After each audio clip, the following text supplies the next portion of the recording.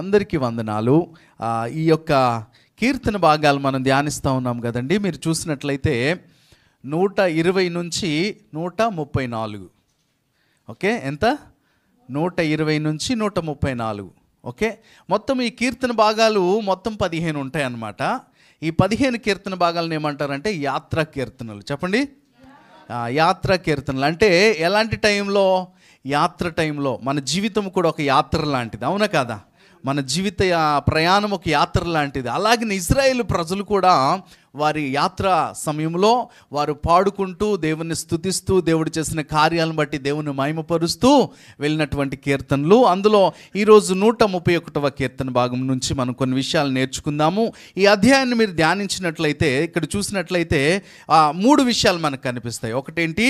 నా కన్నులు నెత్తికెక్కకున్నవి. చెప్పండి, నా కన్నులు నెత్తికి ఎక్కట్లేదన్నమాట. అంటే కొంతమందికి ఏమని తిడతారు? కళ్ళు ఏంటి నెత్తి మీదకి ఎక్కినాయి అని తిడతారు కదా. ఇక్కడ కీర్తనకారుడు ఏమంటా ఉన్నాడంటే నా కన్నులు నెత్తికి ఎక్కట్లేదని చెప్తా ఉన్నాడు. ఓకే, ఇంకొక మాట ఏమంటే నా ప్రాణము నిమ్మలముగా ఉన్నది. చెప్పండి, నా ప్రాణము నిమ్మలముగా ఉన్నది. హల్లెలూయా. ఇంకొక మాట ఏంటంటే నా మనస్సు నీ మీదే ఉన్నది. చెప్పండి, నా మనస్సు నీ మీదే ఉన్నది. ఈ 3 విషయాలు మనం నేర్చుకుందాం. ఏంటంటే ఫస్ట్ అంట నా కన్నులు నెత్తికెక్కట్లే, ఇంకోటి ఏంటి? నా ప్రాణము నిమ్మలముగా ఉంది, నా మనస్సు నీ మీద మాత్రమే ఉంది. హల్లెలూయా. ఈ 3 విషయాల్లో చాలాసార్లు మన జీవితాల్లో కళ్ళు నెత్తికొచ్చినాయి అని ఎందుకు తిడతారు తెలిసిన? పొగరుగా మారిపోయినప్పుడు, గర్వంగా మారిపోయినప్పుడు, ఓకే, చాలా ఒక ఫ్రైడ్ లాంటిది మనలోనికి వచ్చినప్పుడు ఏమని తిడతా ఉంటారు తెలిసిన? కళ్ళు నెత్తికొచ్చినాయా, ఏంటి కళ్ళు ఎక్కడెట్టుకొని తిరుగుతూ ఉన్నావు, ఏంటి నీ పరిస్థితి అని తిడతా ఉంటారు. కానీ ఇక్కడ కీర్తనకారుడు తను తాను తగ్గించుకుంటా ఉన్నాడు. హల్లెలూయా. ఎలాంటి తగ్గుదల అంటే మనకు క్రీస్తు స్వరూపం, క్రీస్తు యొక్క సాదృశ్యముగా ఈ భూమి మీదకి యేసుక్రీస్తు ప్రభువారు వచ్చి ఆయన ఏం చేశాడు తెలిసిన? ఫిలిప్పీయులకు రాసిన పత్రిక 2వ అధ్యాయంలో మీరు చూస్తే దీనుడిగా తన్ను తాను రిక్తునిగా తగ్గించుకున్నాడంట. హల్లెలూయా, హల్లెలూయా. అంటే చాలామంది ఏమంటా ఉన్నారంటే ఈ మధ్య మీరు యూట్యూబ్లో చూస్తే త్రిత్వము అంటే 3 దేవుళ్ళు అన్న విషయం మీ అందరికీ తెలుసు. ఓకే, దీని గురించి చాలా డిబేట్స్, చాలా గొడవలు అవుతూ ఉన్నాయి. అయితే నేను చెప్పబోయే మాట ఏంటంటే మీరు కన్ఫ్యూజ్ అవ్వద్దు. ఓకే, తండ్రి అయిన దేవుడు, కుమారుడైన క్రీస్తు, పరిశుద్ధాత్మ దేవుడు, వీరు 3 దేవుడు కానీ ఒక్కడే దేవుడు. హల్లెలూయా. అయితే ఈ 3 గురించి చాలా వాదోపవాదాలు జరుగుతూ ఉన్నాయి. ఎందుకంటే ఎబ్రిల్కి రాసిన పత్రిక 5:7 ఒక మాట ఉంటుంది. ఏంటంటే యేసుక్రీస్తు ప్రభువారు ప్రార్థనలు యాచనలు చేసి ఆయన సిలువకు అప్పగించబడ్డానికి ముందు ఎంతగానో దేవుని సన్నిధిలో ఆయన విజ్ఞాపనం చేశాడు, ప్రార్థన చేశాడు. అందులో యాచన అన్న ఒక మాటను తీసుకొని ఏమంటా ఉన్నారంటే యేసుక్రీస్తు ప్రభు కూడా అడుక్కుంటే కానీ పని అవ్వలేదు. యాచన చేయడం అంటే అడుక్కోవడం అని తెలుగు పదాన్ని తీసుకొని చాలామంది చాలా రకాలుగా మాట్లాడుతూ ఉన్నారు. మీరు ఏదో చర్చ్కి వచ్చి వెళ్ళిపోవడం కాదు, ఇలాంటి విషయాల పట్ల మీకు అవగాహన లేకపోతే మీకు కూడా చాలా కన్ఫ్యూజన్స్ వస్తాయి.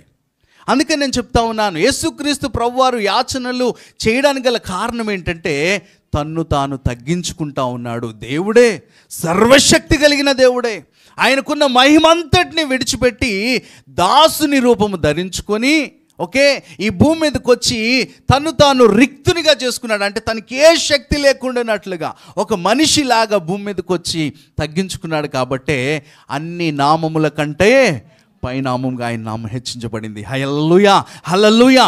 భూమి అందే కాదు, ఆకాశం అందే కాదు, అన్ని చోట్ల యేసు నామము హెచ్చించబడడానికి గల కారణం ఏంటి తెలిసిన? తన్ను తాను తగ్గించుకున్నాడు. ఇదే కీర్తన భాగం నుంచి తిను ఏం ప్రకటిస్తూ ఉన్నాడు, ఏం పాడుతూ ఉన్నాడంటే ఇతను కూడా నేను తగ్గించుకుంటాను, నా కన్నులు నెత్తి మీదకి రాకుండానట్లు నేను ప్రవర్తిస్తాను. ఆ మాట ఒకసారి చదువుదామా?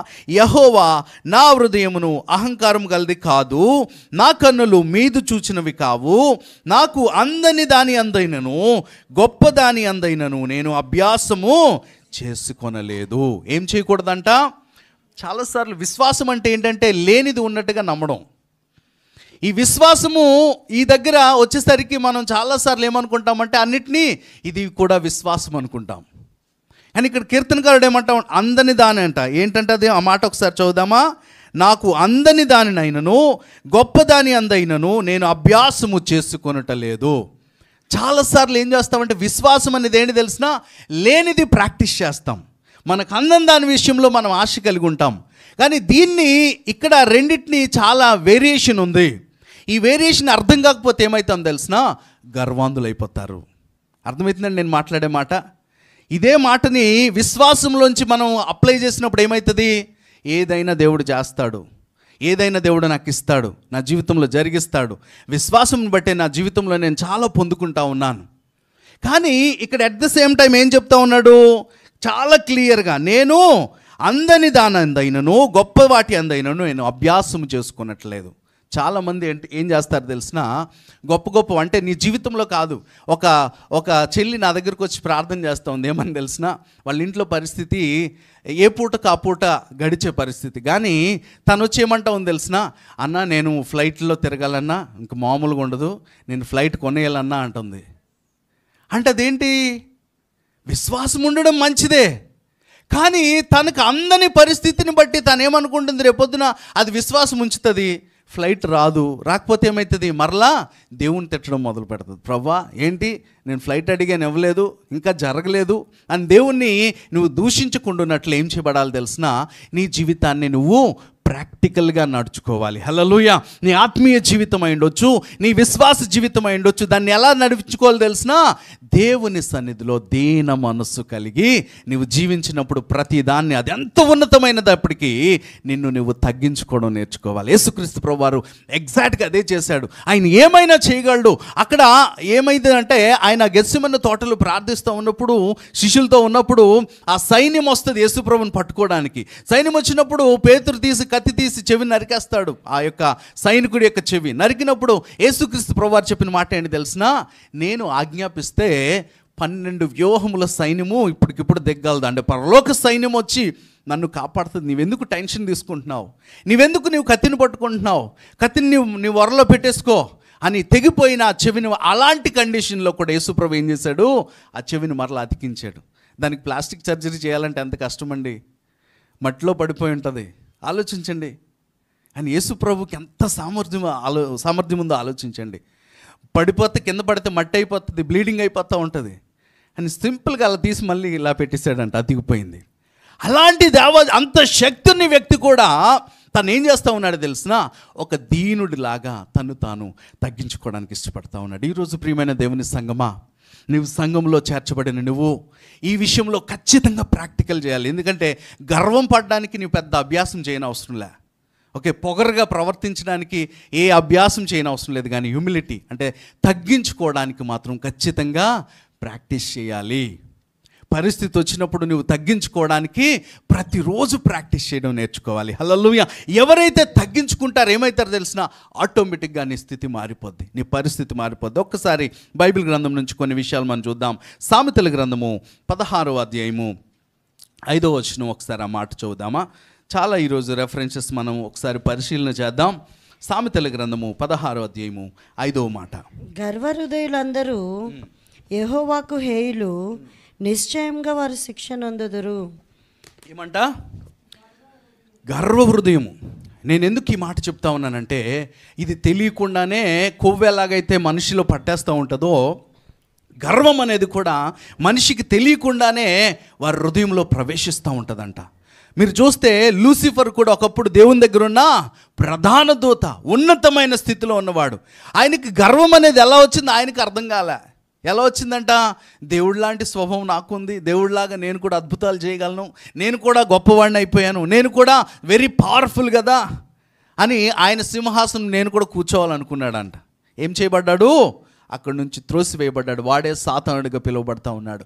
ప్రపంచానికి నాశనాన్ని తీసుకొస్తా ఉన్నాడు, కష్టాన్ని తీసుకొస్తున్నవాడు ఎవడో కాదు, వాడు సాతాను. ఒక రోజున దేవుని దగ్గర ఉన్న ప్రధాన దూత లూసిఫర్, ఆ దూత ఈ భూమి మీదకి రావడానికి గల కారణం ఏంటి తెలుసునండి? గర్వించడం వలన. దేవునికి విరోధముగా నువ్వు మారకుండా ఉండాలంటే నువ్వేం చేయాలి తెలుసు? ఎప్పటికప్పుడు నిన్ను నువ్వు పరీక్ష చేసుకోవాలి. ఎప్పటికప్పుడు స్వపరీక్ష అనేది చాలా ఇంపార్టెంట్. హల్లెలూయా. ఇంకొక మాట, సామెతల గ్రంథము అదే 16వ అధ్యాయము 18వ వచనం ఒకసారి చదువుదాం. సామెతలు 16:18. నాశనమునకు ముందు గర్వము నడుచును, పడిపోవుటకు ముందు అహంకారమైన మనస్సు నడుచును. పడిపోవటానికి ముందు ఏం నడుస్తుందంట? అహంకారము. గర్వము, అహంకారం అనేవి చాలా డేంజరస్. ఇవి ఎప్పుడైతే మన యొక్క సరిహద్దు ప్రాంతాలకి ప్రవేశిస్తూ ఉన్నాయో నీకు తెలుస్తుంది, నీ లోపల నీకు అర్థమవుతుంది. వెంటనే దాన్ని దేవుని సన్నిధిలో కట్ చేయగలగాలి. ప్రార్థన చేసుకోవాలి, ప్రభువా నాకు దీన మనసు దయచేయండి, నేను తగ్గించబడాలి, నువ్వు హెచ్చించబడాలి ప్రభువా, నాకు సహాయం చేయి ప్రభువా.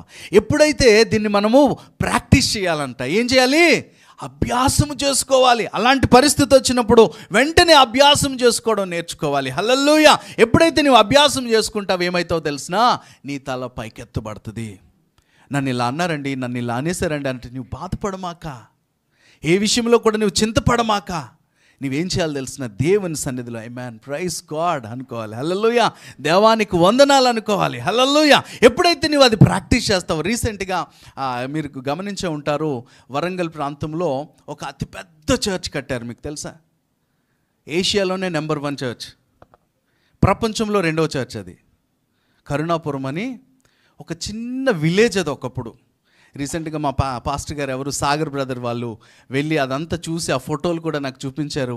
మీరు కావాలంటే యూట్యూబ్లో కూడా చూడొచ్చు. ఓకే, ఆ చర్చ్ కట్టడానికి దగ్గర దగ్గర 70 కోట్ల పైన అయిందంట. ఓకే, 22 ఎకరాల్లో 7 ఎకరాల్లో చర్చ్ కట్టాడు ఆయన వివాహం చేసుకోలేదు. దేవుడు పిలిస్తే ఆ ప్రాంతానికి వెళ్ళిపోయాడంట.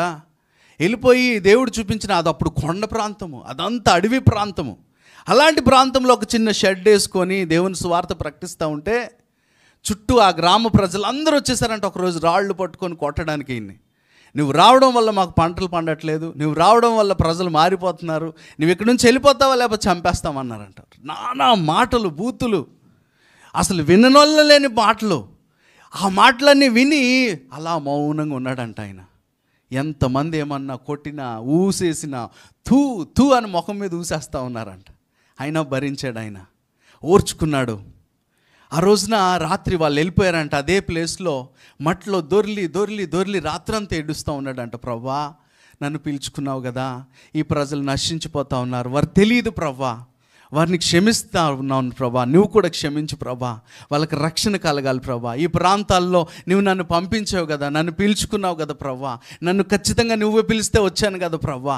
ఈ ప్రాంతాలంతా ఒక గొప్ప ఉజ్జీవం రావాలి, ఒక ఉన్నతమైన కార్యం జరగాలి ప్రభా అని ప్రార్థన చేస్తున్నాడు. అలా తెల్లారిపోయిందంట. తెల్లారిపోయి ముఖము ఒళ్ళంతా మట్టి.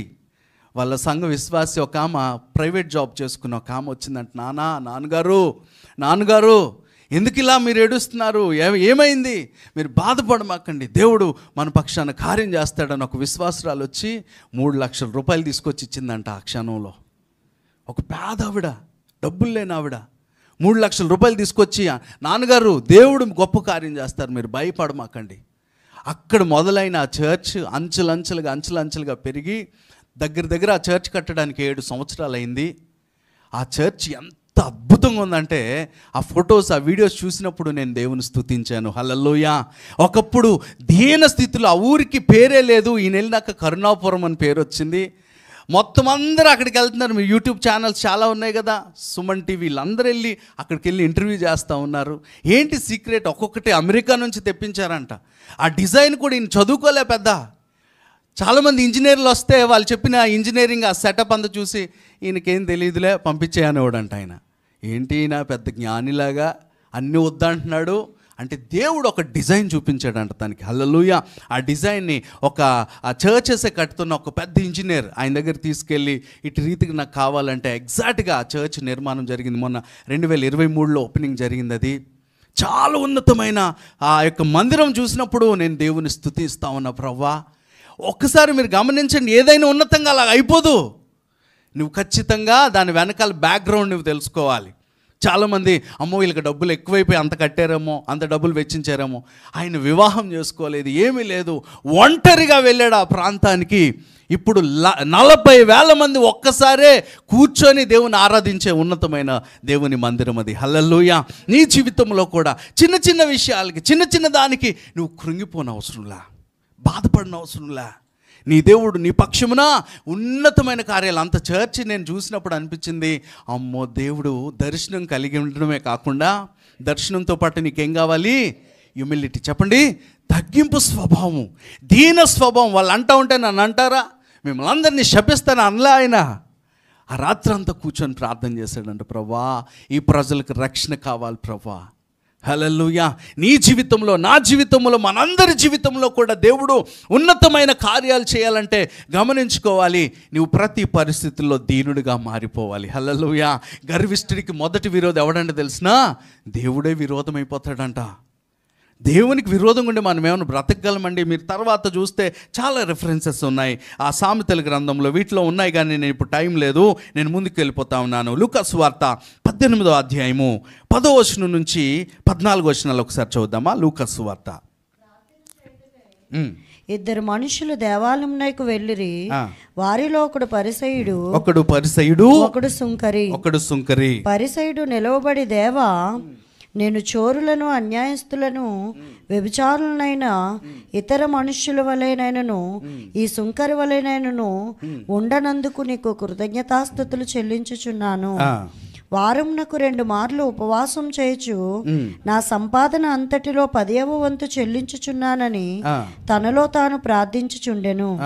అయితే సుంకరి దూరముగా నిలుచుండి ఆకాశము వైపు కన్నులెత్తుటకైనను ధైర్యము చాలక రొమ్ము కొట్టుకొనుచు దేవా పాపినైన నన్ను కరుణించుమని పలికెను.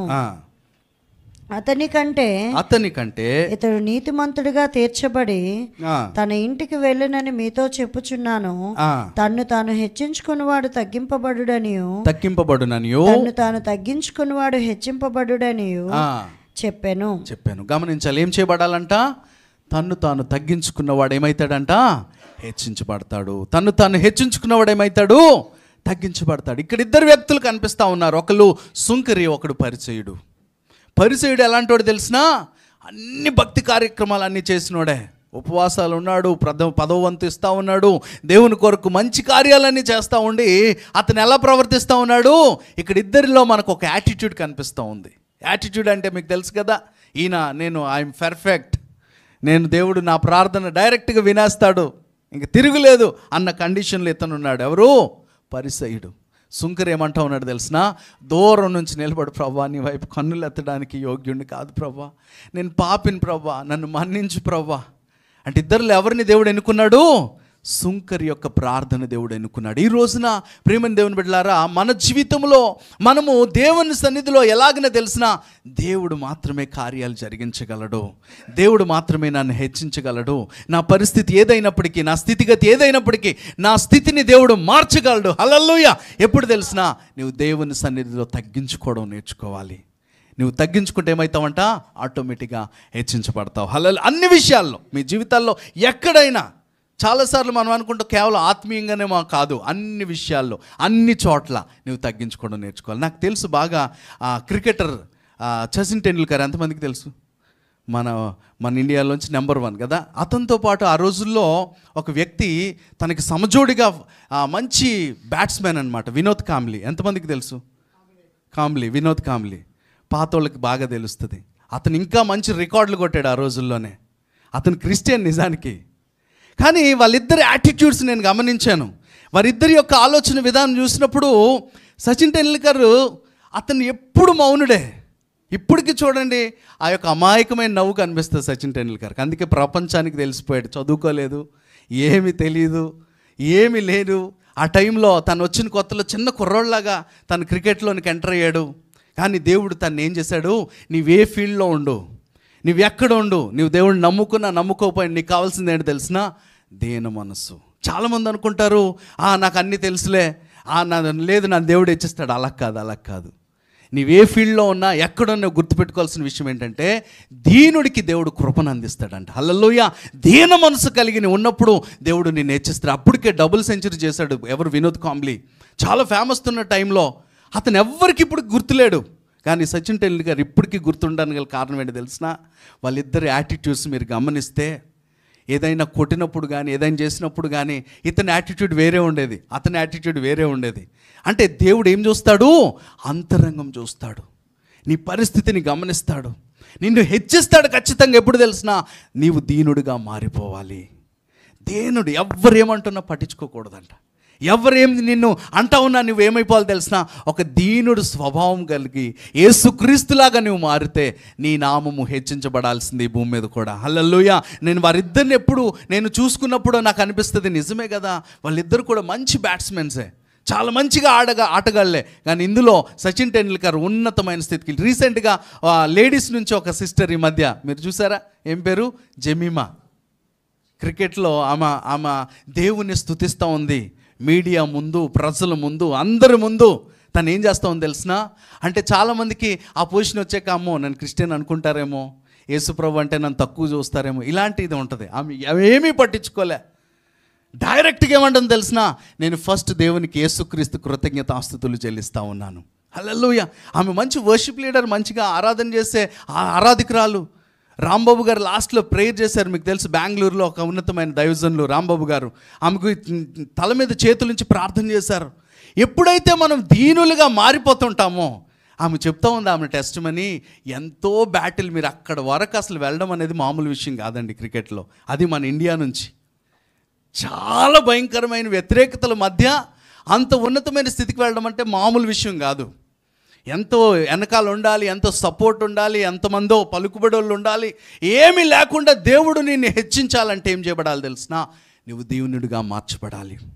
దీన స్వభావాన్ని ఎప్పటికప్పుడు అలంకరించుకోవాలి, ఎప్పటికప్పుడు ప్రాక్టీస్ చేయాలి. ప్రభా, నేను ఏ విషయంలో గర్వం చెందకుండా నాకు సహాయం చేయండి ప్రభా, నేను దీనుడిగా మారిపోతాను ప్రభా. ఇది ఒక ప్రేయర్ పాయింట్గా మీ జీవితాల్లో మార్చబడాలి. ప్రతిరోజు మీరు అలవాటుగా చేసుకోవాలి ప్రభా, అయ్యా నేను దీనుడిగా మార్చబడాలి. ఎందుకంటే చాలా క్లియర్గా ఒక మాట ఉంది, 1 పేతురు 5వ అధ్యాయము 5 నుంచి 10 వచనాలు ఒకసారి చూద్దామా. 1 పేతురు, మీరు పెద్దలకు లోబడి ఉండుడి, మీరందరూ ఎదుటివాని ఎడల. 5 నుంచి 10 వచనాలు, 5వ అధ్యాయము 1 పేతురు, చదవండి. దీన మనస్సు అను వస్త్రము ధరించుకొని. ఏం ధరించుకోవాలంట? దీన మనస్సు అనే వస్త్రాన్ని ధరించుకోవాలి. మిమ్మల్ని అలంకరించుకొనుడి. దేవుడు అహంకారులను ఎదిరించి దీనులకు కృప అనుగ్రహించెను. దేవుడు తగిన సమయమందు మిమ్మల్ని హెచ్చించున్నట్లు ఆయన బలిష్టమైన చేతి కింద దీన మనస్కులై ఉండుడి. ఆయన మిమ్మల్ని గూర్చి చింతించుచున్నాడు, మిమ్మల్ని గూర్చి ఆయన చింతిస్తున్నాడు కనుక మీ చింత యావత్తు ఆయన మీద వేయుడి. మీ చింత యావత్తు ఆయన మీద వేయుడి. నిబ్బరమైన బుద్ధి గలవారే మెలకువగా ఉండుడి. మీ విరోధి అయిన అపవాది గర్జించు సింహము వలె ఎవరిని మింగుదునా అని వెదుకుచూ తిరుగుచున్నాడు. లోకమందున్న మీ సహోదరుల యందు ఈ విధమైన శ్రమలే నెరవేర్చుచున్నవని ఎరిగి విశ్వాసమందు స్థిరులై వాడిని ఎదిరించుడి. తన నిత్య మహిమకు క్రీస్తునందు మిమ్మల్ని పిలిచిన సర్వకృపానిధియగు దేవుడు కొంచెం కాలం మీరు శ్రమపడిన పిమ్మట తానే మిమ్మల్ని పూర్ణులుగా చేసి స్థిరపరిచి బలపరచును. హల్లెలూయా. ఏం కలిగి ఉండాలంట? దీన వస్త్రమును అలంకరించుకోవాలంట, ధరించుకోవాలంట. హల్లెలూయా. దీన వస్త్రం ఎక్కడ దొరుకుతుంది? సిఎంఆర్లోనా, లేకపోతే ఇంకెక్కడన్నా? ఎక్కడ దొరుకుతుంది దీన వస్త్రము? ఎక్కడ దొరుకుద్ది? దేవుని సన్నిధిలో నువ్వు కనిపెట్టినప్పుడు దేవుడే నీకు దీన మనసుని ఇస్తాడు. హల్లెలూయా. దాని కొరకు నువ్వేం చేయబడాలి తెలిసిన, నిన్ను నువ్వు తగ్గించుకొని దేవుని సన్నిధిలో కూర్చోవడం నేర్చుకోవాలి ఫస్ట్. ఓకే, ఎందుకు మనకు దేని వస్త్రం అనేది దొరకట్లేదు తెలిసిన? ఈ మధ్య ఎవరు కూర్చోడానికి ఇష్టపడట్లేదు దేవుని సన్నిధి అంటే. చాలామందికి దాన్ని ఎడం పెడతా ఉంటారు. కానీ చెప్పసేపు ప్రార్థన అంటే విసుగుదల. దేవుని సన్నిధిలో ఇందాక అంకుల్ చెప్పిన మాట నాకు చాలా చాలా సంతోషం అనిపించింది. ఈమెయిల్ ఎక్కడికన్నా వెళ్తూ ఉంటుంది, కానీ నీ మెయిల్ అంటే మోకాళ్ళ ప్రార్థన ఏం చేస్తుందంట? డైరెక్ట్గా దేవుని దగ్గరికి వెళ్తా. ఎంత మంచి మాట. హల్లెలూయా. దేవుని సన్నిధిలో ఎవరైతే కూర్చొని మొరపెడతారో, దేవుని సన్నిధిలో ఎవరైతే దీన స్వభావం కలిగి జీవిస్తూ ఉంటారో వారు మాత్రమే, గమనించాలి, వారు మాత్రమే దేవునికి ప్రత్యేక సమయం ఇవ్వగలరు. దేవుని సన్నిధిలో కూర్చొని ప్రార్థన చేయడానికి కూడా నీకు దీన మనసు కావాలి. లేకపోతే ఏం చేస్తాం తెలిసిన, మనం ఎప్పటికీ కూర్చోలేము. నేను చాలా బిజీ అండి, నా వల్ల కాదండి, నేను అంత టైం స్పెండ్ చేయలేండి అంటే అర్థమేంటి తెలిసిన? నువ్వు దీనుడిగా మార్చబడట్లేదు. ఈ దీన వస్త్రం ఎక్కడి నుంచి నీకు ధరించబడుతుంది? దేవుని సన్నిధిలో కూర్చున్నప్పుడు నువ్వు అలంకరించబడతావు. దీన స్వభావం అనేది, ప్రవ్వా నాకు సహాయం చేయి నాయనా, నా జీవితంలో కార్యం చేయయ్యా, నా జీవితంలో ఈ కార్యాలు నువ్వే చేయగలవయ్యా. ఇదే దీన స్వభావం. దీనునిగా మన హృదయాన్ని మనం మార్చుకోవడం అనేది ఎక్కడ నేర్చుకుంటాం తెలిసినా? నీకే స్కూల్కి వెళ్ళినా రాదు, ఎక్కడికి వెళ్ళినా రాదు. ఒకవేళ స్కూల్లో తగ్గడానికి ఒక 2 దెబ్బలు వేస్తారేమో, కానీ బయటికి వెళ్తే మరలా నీ దీన స్వభావం రావాలంటే దేవుని సన్నిధి మాత్రమే. హల్లెలూయా. దేవుని సన్నిధిలో నువ్వు కూర్చోవడం నేర్చుకోవాలి, దేవుని సన్నిధిలో ప్రార్థించడం నేర్చుకోవాలి, దేవుని సన్నిధిలో వాక్యమును చదవడం అనేది నీ జీవితంలో నీవు అలవాటుగా చేసుకొని ఒక స్పెషల్ టైం దేవునికి ఎప్పుడైతే ఇచ్చే వ్యక్తివైతే నువ్వు ఏమైపోతావో తెలిసినా? దీనుడిగా మార్చబడతావు. హల్లెలూయా. ఒక దీనుడిగా నువ్వు మార్చబడడానికి దేవుని సన్నిధి అనేది చాలా ఇంపార్టెంట్. క్యాథరిన్ కుల్మన్ అని ఒక దైవజనురాలు, ఆమె ఎంత దేవుని కొరకు గొప్ప కార్యాలు చేసే వ్యక్తి అంటే, ఆమె ఎక్కడికి వెళ్తా ఉన్నా, ఒక స్టేజ్ మీదకి పిలుస్తూ ఉన్నా, ఎక్కడ నడుస్తూ ఉన్నా ఏమనేదంటే తెలిసినామా? ప్రతిసారి ఐఎమ్ నథింగ్. చెప్పండి, ఐఎమ్ నథింగ్. అలాగ అనగలమా? మనకు ఒక పొజిషన్ వచ్చినాక ఎవరైనా అంటారండి? పొజిషన్ వచ్చినాక నేను ఇప్పుడు చూడండి, అంకుల్ పొజిషన్ ఒకప్పుడు ఆయన మంచిగా HBCL ఎంప్లాయీ, మంచిగా దేవుడు ఆశీర్వదించాడు. కానీ అంత ఉన్నతమైన స్థితిలో కూడా ఉండి ఆయన ఏం సాక్ష్యం చెప్పగలదు తెలిసినా? నేను రోడ్డు పక్కన చెప్పులు కుట్టుకునే వ్యక్తిని. ఓకే, అది చాలామంది చెప్పడానికి సిగ్గుపడతారు.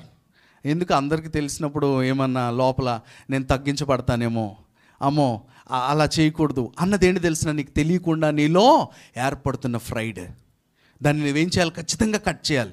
నేను కూడా గమనించండి, నా సాక్ష్యంలో చిన్న సూట్ కేసు తీసుకొచ్చాను ఇక్కడికి, నేను సూట్ కేసుతో విశాఖపట్నం వచ్చాను. ఎందుకు చెప్పడానికి ఇష్టపడతాను తెలిసినా? నా స్థితి ఏంటో నాకు తెలుసు, నా పరిస్థితి ఏంటో నాకు తెలుసు. హల్లెలూయా. పదే అది చెప్పడం వల్ల మనం తగ్గించబడము. మనము అందరి మనుషుల్లో మనం తగ్గించబడతామని అనుకుంటున్నామేమో, కానీ నువ్వు దాన్ని దీనత్వాన్ని నువ్వు ప్రాక్టీస్ చేస్తూ ఉన్నావు.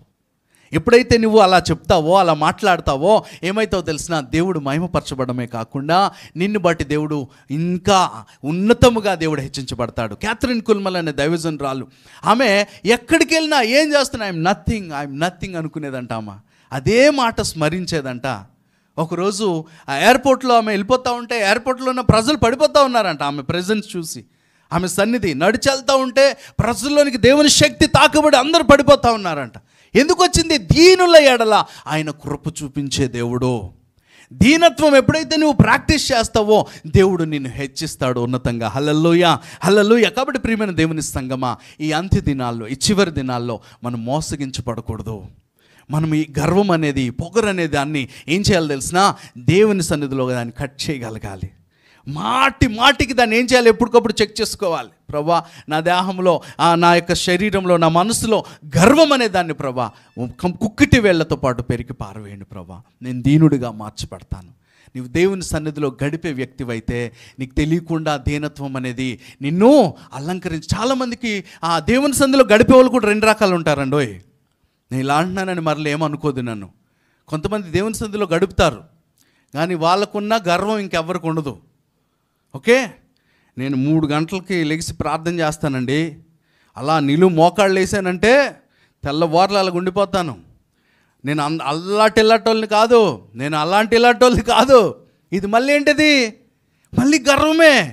నేను ఏం ప్రాక్టీస్ చేయమంటా ఉన్నానంటే, ప్రతిసారి నీ మనసుకు నువ్వు చెప్పుకోవాలి, ప్రవ్వా నాకు దీన స్వభావం దయచేయండి ప్రవ్వా. అందుకనే దావీదు అంటాడు ఏమని తెలిసిన? ప్రతిసారి నేను ఆ గొర్రెల దొడ్డి నుంచి వచ్చాను ప్రవ్వా, ఎందుకు జ్ఞాపకం చేసుకుంటా ఉన్నాడంట? ఆ స్థితి ఏంటో ఆయన జ్ఞాపకం చేసుకుంటా ఉన్నాడు. దాన్ని అది నా స్థితి ప్రవ్వా, నువ్వు నాకు ఆ సింహాసనం ఇచ్చావు ప్రవ్వా, ఆ సింహాసనం ఇచ్చింది నీ కృపయ్యా, నీ ద్వారా నేను అది పొందుకున్నానయ్యా అని ఎప్పటికప్పుడు తను ఏం చేస్తూ ఉన్నాడు తెలిసిన? దాన్ని ప్రాక్టీస్ చేస్తూ ఉన్నాడు. కాబట్టి ప్రియమైన దేవుని సంగమా గమనించాలి, ప్రతిసారి ప్రతి విషయములో మీరు బయట ఉద్యోగం చేస్తూ ఉన్నా, ఎక్కడుంటా ఉన్నా, ఏ పరిస్థితిలో ఉన్నా నువ్వు గుర్తుపెట్టుకోవాలి. ఎవరైనా గబాలన్నా నిన్ను మాట విసిరినా, ఎవరైనా నిన్ను తోలనాడినా, నిన్ను తక్కువగా మాట్లాడుతూ ఉన్నా నువ్వు గుర్తుపెట్టుకోవాలి. ఒక స్మైల్ ఇచ్చేసి దేవుడు నేను దీవించును గాక అని వచ్చేసి మీరేం చేయాలో తెలిసిన? వారి కోసం ప్రార్థన చేయండి. ఒక రోజున నీ గురించి మాట్లాడుకోవడానికి భయం కలిగించేలా దేవుడు చేస్తాడు. హల్లెలూయా. ఓకే, నీ వైపు చూడడానికి కూడా వాళ్ళకి ధైర్యం సాలినట్టుగా దేవుడు చేయబోతా ఉన్నాడు. హల్లెలూయా. ఎందుకంటే దేవుడు ఉన్నతమైన దేవుడు, దేవునికి సమస్తము సాధ్యము.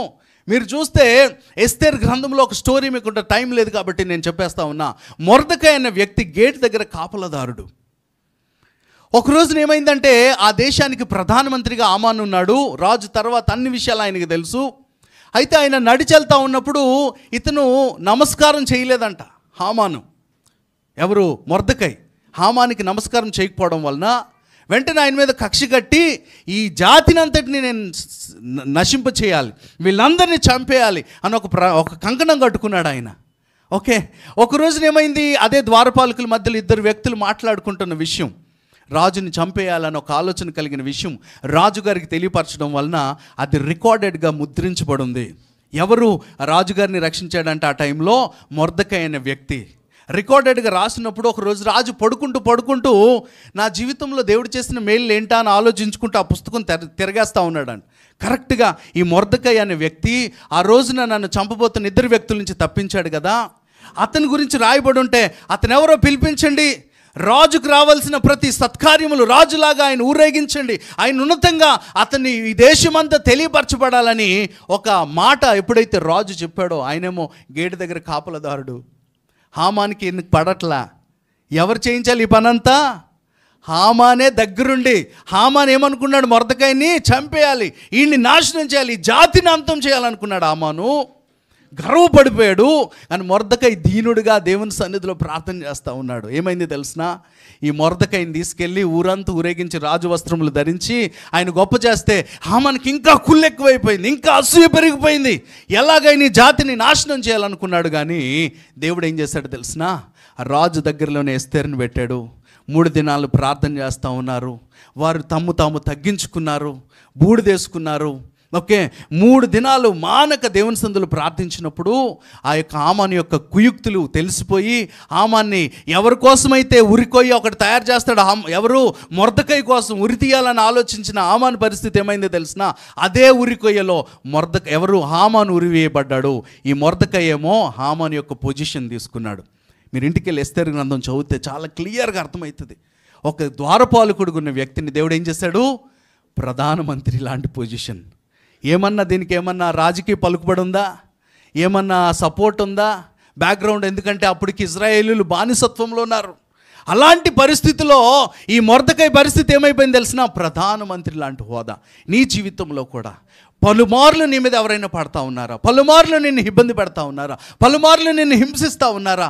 నువ్వు కామ్గా ఉండడం నేర్చుకో. దేవుని సన్నిధిలో దీనుడిగా ఉండడం నేర్చుకో. దీనత్వాన్ని నువ్వు ప్రాక్టీస్ చేయి. ఏమైతావు తెలిసినా, దేవుడు నిన్ను ఉన్నతమైన స్థితి, ఎవరైతే నిన్ను వ్యతిరేకించారో వాళ్ళ స్థితి పోవచ్చేమో కానీ నీ స్థితి మాత్రం ఎప్పటికీ పోదు. నిన్ను ఉన్నతమైన స్థితిలో దేవుడు పెడతాడు. హల్లెలూయా. బైబిల్ గ్రంథంలో అనేక స్టోరీస్ ఉన్నాయి మీరు నేర్చుకోవడానికి దీనత్వం గురించి. యేసుక్రీస్తు ప్రభువులాగా. ఎందుకు యేసు ప్రభు మనకు మాదిరిగా ఉన్నాడంటే, ఆయన దీనుడిగా భూమి మీదకి వచ్చాడంట. తన్ను తాను తగ్గించుకున్నాడు, రిక్తునిగా చేసుకున్నాడు. కాబట్టి అన్ని నామముల కన్నా ఆయన నామం హెచ్చించబడింది. లాస్ట్ అండ్ ఫైనల్ యాకోబు పత్రిక 4వ అధ్యాయము 6వ మాట ఒకసారి చదువుకుందామా? యాకోబు పత్రిక 4వ అధ్యాయము 6. ఆయన ఎక్కువ కృపనిచ్చును, అందుచేత దేవుడు అహంకారులను ఎదిరించి దీనులకు కృప అనుగ్రహించును అని, దీనులకు కృప అనుగ్రహించునని లేఖనం చెప్పుచున్నది. దీనులకు ఏమి అనుగ్రహించబడుతుందంట? కృప. కృప కావాలంటే ఎంతమంది ఎత్తుతారు చేతులు? దేవుడు కృప కావాలంటే అందరికి ఇష్టమే కదా. దేవుడి కృప నాకు కావాలి అందరం ఇష్టపడతాం. కానీ దేవుని కృప ఎవరికి అందుద్దంట? దీనులకు మాత్రమే. హల్లెలూయా. ఈరోజు నువ్వు దీనునిగా మార్చుకోవడానికి ఇష్టపడతావా? ఏ విషయంలో గారు? కొంతమందికి డబ్బు బాగా ఉండే వాళ్ళకి ఏముంటుందో తెలిసినా, తెలియని రీతి గర్వం ఉంటుంది. ఆరోగ్యం బాగా ఉండి బలవంతుడిగా ఉన్నవాడికి ఏముంటుందో తెలిసినా, ఎవరినైనా నేను ఎడం చేత్తో ఇసిరేయగలను అని గర్వం ఉండొచ్చు. ఒక్కొక్కరికి ఒక్కొక్క యాంగిల్లో గర్వం ఉంటుంది. అది మీకు కనిపించకపోవచ్చు. కానీ ప్రతి విషయంలో దేవుని సన్నిధిలో, ప్రభువా ఏదైనా నేను కలిగి ఉన్నానంటే అది నీ కృప ద్వారానే ప్రభువా. అయ్యా కేవలం నీ కృప ద్వారానే. అయ్యా నాకు ఇప్పుడు కలిగిన స్థితి నాది కాదయ్యా, నీవిచ్చిందే. ఒక్కసారి మీకు అద్భుతమైన ఒక మాట చూపించేసి నేను ముగిస్తాను. రోమపత్రిక 11వ అధ్యాయంలోకి వెళ్ళి చూద్దాం ఒకసారి. 11వ అధ్యాయము, రోమపత్రిక 11వ అధ్యాయము ఒకసారి 15 నుంచి చదవండి. వారిని విసర్జించుట లోకమును దేవునితో సమాధానపరచుట అయిన ఎడల వారిని చేర్చుకొనుట ఏమగును మృతులు సజీవులు అయినట్టే అగును కదా. ముద్దలో మొదటి పిడికెడు పరిశుద్ధమైనదైతే ముద్దంతయు పరిశుద్ధమే. నేను పరిశుద్ధమైనదైతే కొమ్మలను పరిశుద్ధములే. అయితే కొమ్మలలో కొన్ని విరిచివేయబడి అడవి ఒలీవ కొమ్మవై ఉన్న నీవు వాటి మధ్యన అంటుకట్టబడి ఒలీవ చెట్టు యొక్క సారవంతమైన వేరులో వాటితో కలిసి పాలు పొందిన ఎడల ఆ కొమ్మల పైన నీవు అతిశయించితివా? వేరు నిన్ను భరించుచున్నది గాని నీవు వేరును భరించుటలేదు. అందుకు నేను అంటుకట్టబడు నిమిత్తము కొమ్మలు విరిచివేయబడినవని నీవు చెప్పుదువు. మంచిది, వారు శ్వాసమును బట్టి విరిచివేయబడిరి, అవిశ్వాసమును బట్టి విరిచివేయబడిరి. నీవైతే విశ్వాసమును బట్టి నిలిచి ఉన్నావు. గర్వింపక భయపడుము. ఏం చేయాలంట? గర్వించకుండా భయము కలిగి ఉండాలి. దేని గురించి రాస్తా ఉన్నాడంటే ఇక్కడ సారాంశము ఇజ్రాయేల్ ప్రజల గురించి చెప్తా ఉన్నాడు అనమాట అపొస్తలుడైన పౌలు. ఏం చెప్తా ఉన్నాడు? విశ్వాసులు ఏం చేయబడ్డాం, మనం ఎలా రక్షించబడ్డాము, ఈ రక్షణ ఎవరి నుంచి కలిగిందంటే ఫస్ట్ యూదులకి దేవుడు అనుగ్రహించాడు. యూదులకు అనుగ్రహించబడిన వారిని ఏం చేశాడు? వారి అవిధేయతను బట్టి అంట అన్యజనులకు సువార్త వచ్చిందంట. ఒకవేళ వాళ్ళు విధేయత చూపిస్తే మొత్తం ప్రపంచానికి ఆశీర్వాదమే. హల్లెలూయా, హల్లెలూయా. కాబట్టి నీకు ఎక్కడి నుంచి రక్షణ వచ్చిందో, నువ్వు ఎక్కడి నుంచి రక్షించబడ్డావో, నీ పరిస్థితి ఏంటో నువ్వు గుర్తుపెట్టుకోవాలి. అందుకే గర్వమును మాని భయము కలిగి ఉండాలంట. మనల్ని ఎలా తీసుకొచ్చాడు? స్వాభావిక విరుద్ధమైన ఆ యొక్క ఏంటిది, ఆ యొక్క అంజూరపు చెట్టు నుంచి, అడవి ద్రాక్ష నుంచి దేవుడు తీసుకొచ్చి ఏం చేశాడంట? మంచి ద్రాక్షలోనికి అంటుకట్టాడు. అంటుకట్టినప్పుడు నువ్వు కూడా మంచి ఫలాలు ఫలిస్తున్నప్పుడు నువ్వు గర్వించాలా? వేరుని బట్టి నీకు మంచి స్వభావం వచ్చింది. హల్లెలూయా, హల్లెలూయా. మనల్ని కూడా దేవుడు ఇంత ఉన్నతమైన రక్షణ ఎలాగ అనుగ్రహించాడు తెలిసిన? నీవు క్రీస్తు యందు నమ్మిక ద్వారా దేవుడు నీకు ఇంత గొప్ప రక్షణ ఇచ్చాడు. ఈ రక్షణను బట్టి దేవుడు నీ జీవితంలో చేసిన కార్యాలను బట్టి నువ్వు గర్వించకూడదు. నేను పరలోకం పోతా. చాలామంది క్రైస్తవులు సంఘాల్లో కూడా ఒక నానుడు ఉంది. ఏంటి తెలిసిన? మా సంఘమే వెళ్తుంది పరలోకం, మేమే రక్షించబడ్డాం, మేమే వెళ్తాం. అదేంటది? అదొక గర్వం. ప్రతి ఒక్కరి కోసం ఆయన రక్తం కార్చాడు, ప్రతి ఒక్కరిని ఆయన చేర్చుకుంటా ఉన్నాడు. నువ్వే వెళ్తానని నువ్వెందుకు అంత పొగరుగా మాట్లాడాలి? అందరికీ ఆయన ఏర్పాటు చేశాడు. నీవేం చేయాలి తెలిసిన? ప్రార్థన చేయాలి. ప్రభువా, ప్రతి ఒక్కరు నీ సన్నిధిలో చేర్చబడాలి ప్రభువా, ప్రతి ఒక్కరికి ప్రతిష్ఠిత కావాలి ప్రభువా, ప్రతి ఒక్కరు నీ సన్నిధిలో చేర్చబడాలి, ఈ పాపము నుంచి నరకం నుంచి విడిపించబడాలని నువ్వు నిజమైన దీనుడు అయితే ప్రార్థన చేయాలి. అంతేగాని మేము పోతాం, మేమే వెళ్తాం, మేమే ఎత్తబడతాం, ఇదంతా ఏంటంటే పొగరుతో కూడినటువంటి మాటలు. ఇక్కడ చాలా క్లియర్గా రోమాపత్రికలో చెప్తా ఉన్నాడు, నీవు దేన్ని బట్టి కూడా అతిశయించుమాక. ఆ యొక్క ఏంటిది, నువ్వు ఏంటిది చేదు ఏంటమ్మా అది అడవి ఒక ద్రాక్షాన్ని తీసుకొచ్చి ఏం చేశాడంట? మంచి ద్రాక్షలో నిన్ను అంటుకట్టాడు దేవుడు. మనం ఏదైనా ఫలిస్తూ ఉన్నామంటే గుర్తుపెట్టుకోవాలి, అది దేవుని కృపను బట్టే. నీ జీవితంలో ఏమైనా కార్యాలు నువ్వు చూడగలుగుతున్నావంటే అది దేవుని కృపను బట్టే. ప్రవ్వా, నా స్వభావం కాదు ఇది, నాకు యోగ్యత లేదయ్యా, నేను వట్టివాడినే ప్రవ్వా, నువ్వు నన్ను అంటుకట్టుకున్నావు, క్రీస్తులో నిన్ను అంటుకట్టించి దేవుడు నిన్ను ఫలింపజేస్తూ ఉన్నాడు. కాబట్టి గుర్తుపెట్టుకోవాలి, అమ్మో నేనే, నా భక్తి అని భక్తి గర్వం కూడా ఉండమాకండి. చాలామందికి భక్తి గర్వం కూడా ఉంటుంది. మా అలాగే ఎవరు భక్తి చేయలేరండి. నిలువు మోకాళ్ళు వేసి ఎవరైనా ప్రార్థన చేయగలరా? ఒక పాస్టర్ గారు ఈ మధ్య నాకు కలిసినప్పుడు ఆయన అంటాడు, అప్పట్లో అంటే 10 సంవత్సరాల క్రితం నిలువు మోకాళ్ళు వేసి అందరూ మోకాళ్ళే అంట, సంఘస్థులు అందరూ మోకాళ్ళు వేసి ప్రార్థన చేస్తే గొప్ప కార్యాలు జరిగినాయి అంట. ఇప్పుడు ఆయనకు అప్పుడు 10 సంవత్సరాల క్రితం అంటే ఆయన యవ్వనస్తుడు, ఇప్పుడు ఆయనకు ఒక 55. ఇప్పుడు 55 కూడా వేయగలడా నిలువు మోకాళ్ళు? ఇప్పుడు అందరికి వేసించి ఆయన కూడా వేస్తూ ఉంటే 60 వచ్చాక వేయగలడా, 70 వచ్చాక వేయగలడా? శరీరం సహకరించకపోవచ్చు, కానీ ఏదో క్రియను బట్టి కాదు. దేవుడు కృప కలిగినోడు. నీ మనసును నువ్వు మార్చుకోవాలి, దీన స్వభావాన్ని ప్రాక్టీస్ చేయాలి. ప్రవ్వా, ఇదిగో బలహీనుల పట్ల నువ్వు కృప కలిగి జీవించడం నేర్చుకోవాలి. ప్రవ్వా, వారి విషయంలో అవ్వట్లేదు ప్రవ్వా, నువ్వు కృప చూపించే దేవుడు కదా. దేవుని విషయంలో అటు రీతిగా నువ్వు దీన స్వభావాన్ని, దీన వస్త్రాన్ని నువ్వు అలంకరించుకోవడానికి ఇష్టపడతా ఉన్నావా?